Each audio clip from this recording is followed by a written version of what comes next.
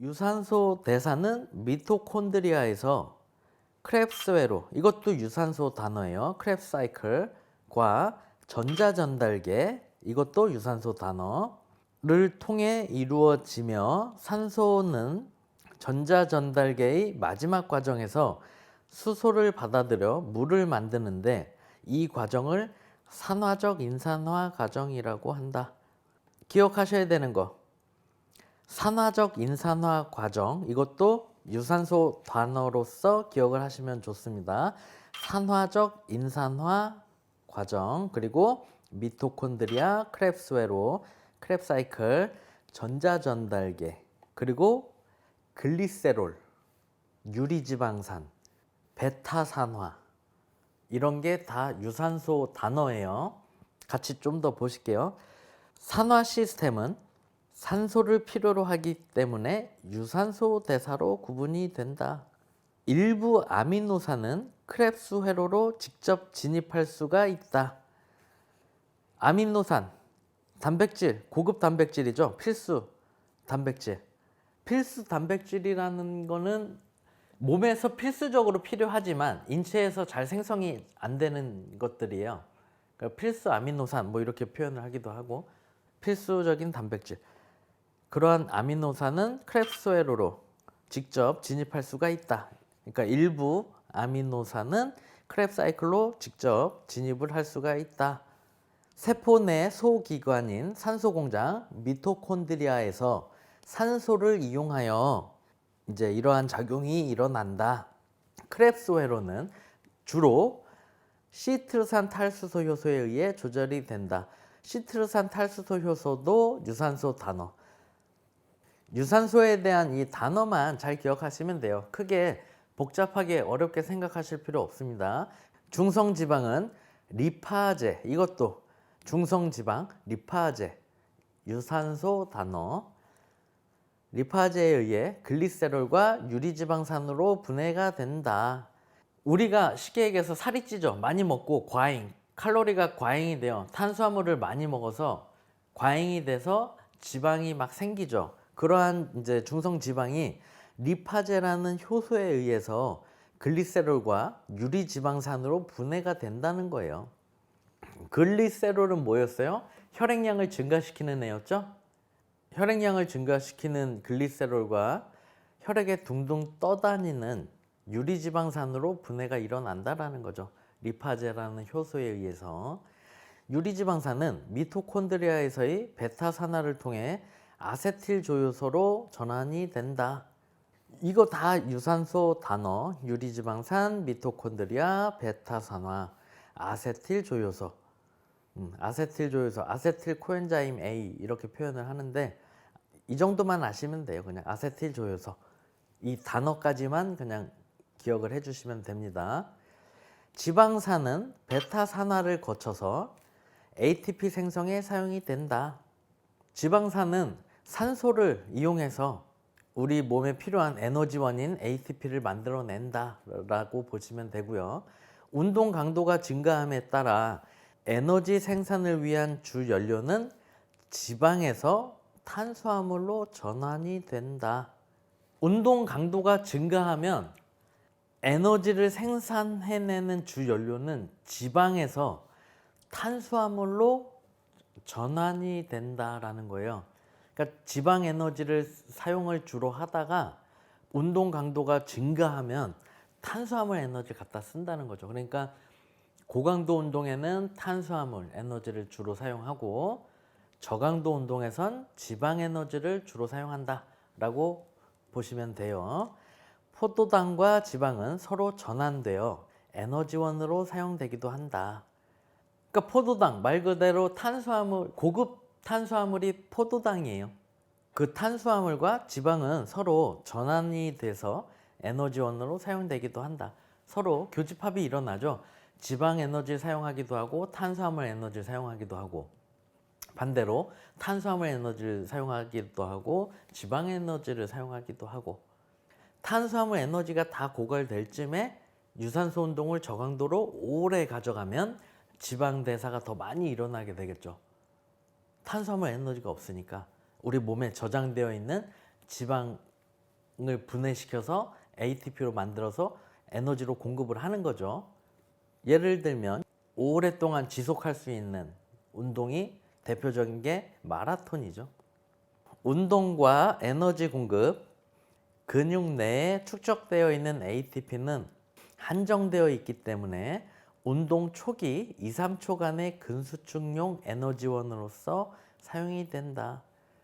탄수화물이 간과 근육에 저장이 되는데 여러분들이 한번 생각을 해보세요.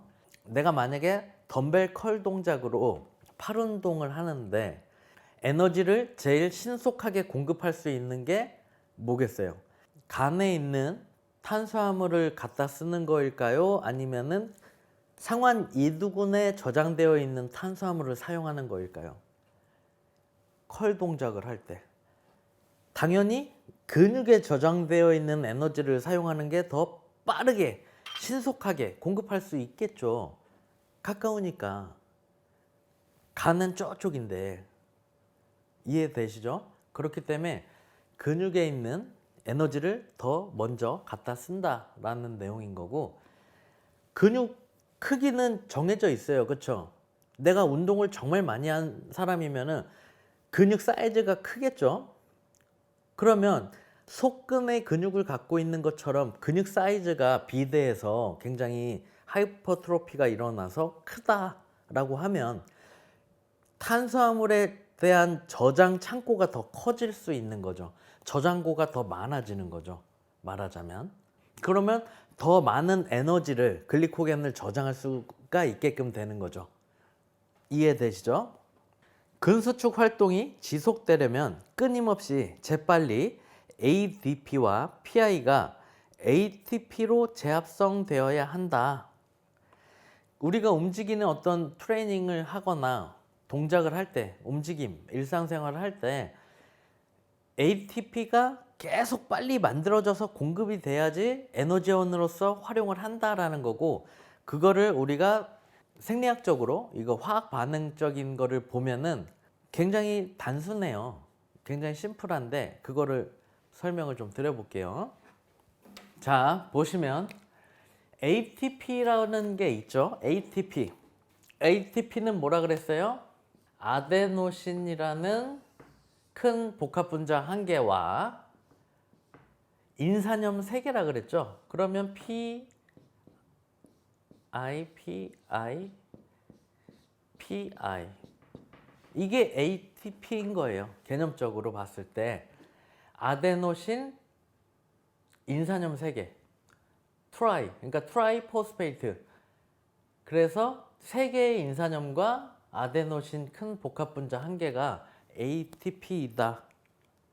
되셨죠? 그럼 인산염이 3개죠. 여기 ADP는 뭐예요?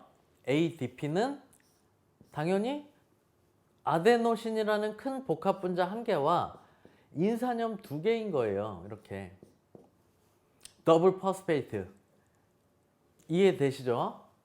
이 형태인 거예요. 아데노신이라는 큰 복합분자 한 개와 인산염 2개, 더블 포스페이트.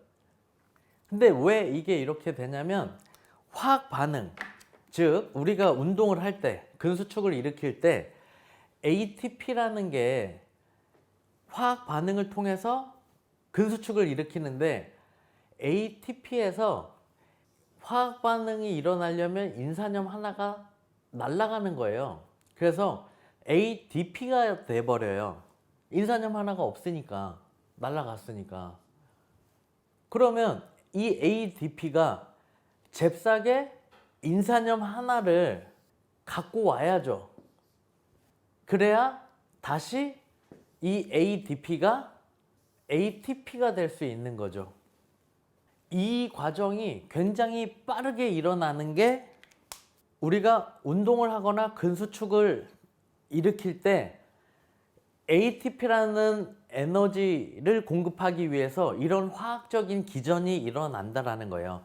이런 화학적인 반응을 통해서 ATP를 계속 잽싸게 생산해서 빠르게 공급을 해내고 있는 거죠. 신체에서는 이러한 기전에 의해서 이게 계속 일어나는 거예요. 잽싸게.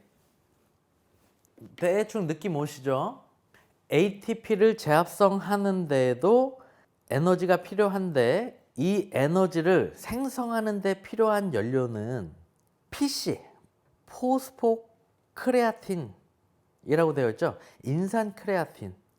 이게 필요하다라는 거. 그리고 두 번째로 글리코겐이라는 당제. 그죠? 세 번째는 초성 포도산. 이걸 이제 피루빅산이라고 표현을 하죠. 그리고 그 지방산. 이러한 것들이 필요하다라는 거예요. ATP를 재합성할 때 이러한 에너지가 필요하다. ATP PC 시스템하고 해당 과정은 산소와 관계가 없이 반응을 하기 때문에 무산소성 시스템이라고 한다. 최대 운동 강도에 필요한 에너지 공급은 ATP PC 시스템에 의존하며 ATP PC 시스템에 의한 에너지 공급 한계는 약 8초가 된다. 이렇게 되어 있지만 처음에 말씀드린 것처럼 어떤 책은 8초, 어떤 책은 10초, 어떤 책은 15초 이렇게 나와요. 많게는 30초까지도 볼 수가 있어요. 그렇기 때문에 시간적인 거는 크게 의미는 없다.